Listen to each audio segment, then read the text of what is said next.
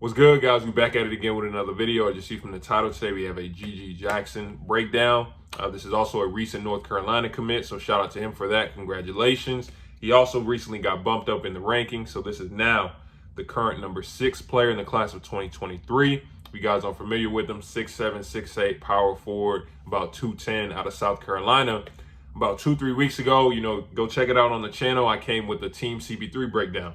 In that breakdown, we watched clips on Rob Dillingham, Aiden Holloway, as well as GG, right? So I'm already a little familiar with this game, but of course you guys wanted, individual ones for all three. So of course we will be coming with Rob and Aiden soon. Aiden's will probably be before Rob just because of some of the clips that I've seen as of late of Aiden starting to look different. We definitely got to do that breakdown first. We've already done maybe about 4 or 5 of Rob already, but like I was saying with GG, this is an extremely skilled forward. We saw it in that first breakdown. We saw him get it off the glass, push in transition, knock down jumpers, knock down fadeaways, relentless on the glass. We saw him do a lot of different things on the floor. This will be more of an in-depth look into his game. I'm not going to hold you guys up any longer. Let's get into it. GG Jackson.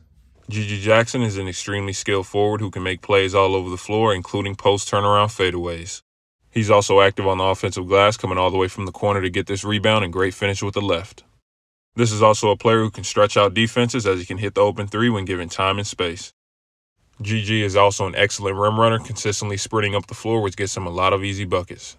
This play might not seem like a lot, but he's relentless chasing the ball, and just having the awareness to throw this pass is big time.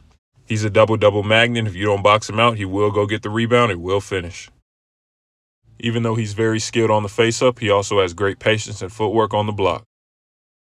Great defense here on the hard hedge, and again, GG is a player who can finish above the rim with ease. These next couple of possessions will show you the level of athlete he really is. First, he pump fakes, puts it on the floor, and punches it down with some authority. And on this next possession, I want you guys to notice again how he runs the floor, which allows him to get a lot of easy looks around the rim. The combination of GG's athleticism as well as willingness and ability to run the floor will get him a lot of easy points over his career. You can even throw it ahead to him in transition, and he will create some points. Okay, so GG, like I said, we've seen him before in the Team CP3 breakdown where we did him, Aiden, and Rob, but this is just for him individually. Again, we already knew like this was an extremely skilled forward who can do a lot of different things on the floor, who's also relentless on the glass. But let's just really jump into it, right? So offensively, we'll talk about this first. Offensively, GG is so skilled that there will be times where his skill can kind of get the best of him, right? So instead of, because he is an actual like plus level athlete, extremely fluid with his movements, he can get by a lot of dudes, right? But because he is so skilled, there will be times where he'll get caught up in, every big wants to be a guard. So there will be times where he will get caught up in the moves, and you might see him do like a step back, fade away, or something crazy like that. Not saying he can't make it, because he is talented enough, he's skilled enough to make shots like that. But, sometimes it isn't needed, and sometimes because he is fading away, the defender has, time to close the space and end up getting a great contest on him, so it'll be a tough shot.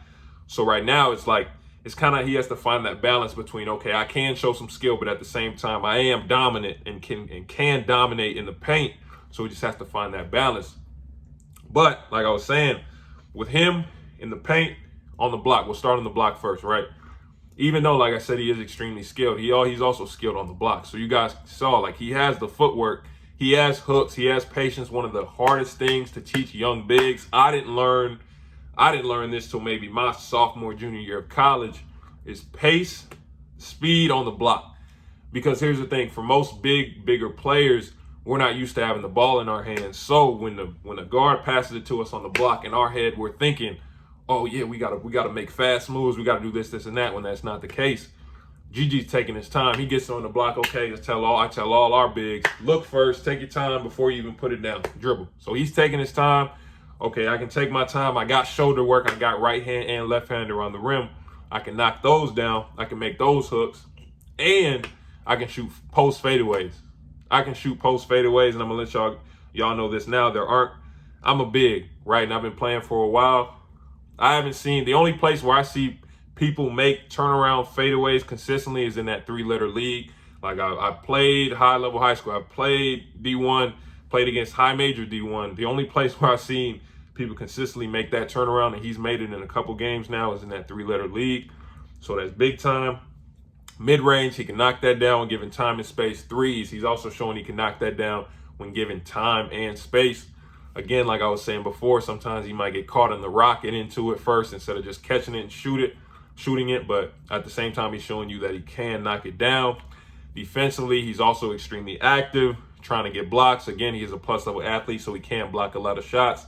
And because of his build, he has agility. He can move a little bit. He has speed, which benefits him on the defensive end. But talking about that speed and just fluidity, right? He runs the floor.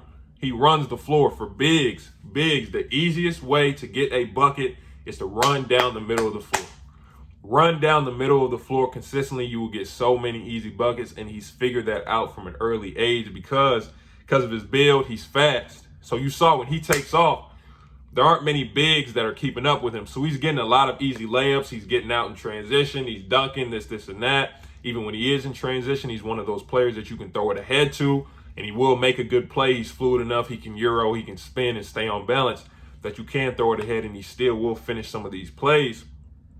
But like I was saying, like that running the floor is big. Just me seeing that told me a lot about him because, like I said, even though he can get caught in the skill, he also understands what works. If I run this floor, no one's going to be able to keep up with me. The other big's going to be tired. So let's just talk about it, right? Let's break it down.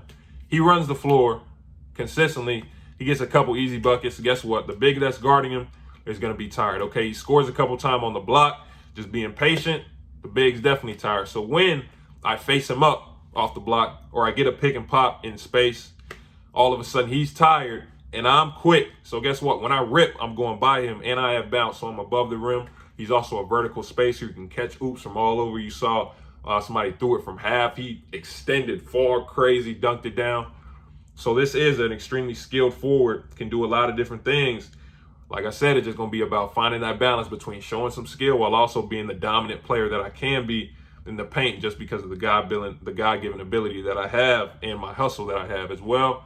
Great feel for the game, but kind of like with everybody else, 2023, this is a pretty talented class, especially at the top.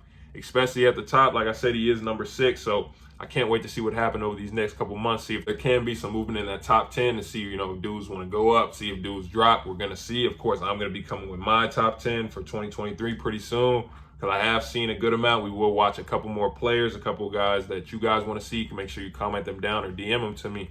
Can't wait to get to them. But GG, North Carolina, y'all got one coming. Like, share, subscribe, turn on post notifications. Appreciate you guys watching. Remember, if you want the one-on-one evaluations, subscriber breakdowns, I can post it on the channel like this vid or these over here. Hit my website in the description. Like I always say, appreciate you guys watching. I'll see you guys next time with the next video.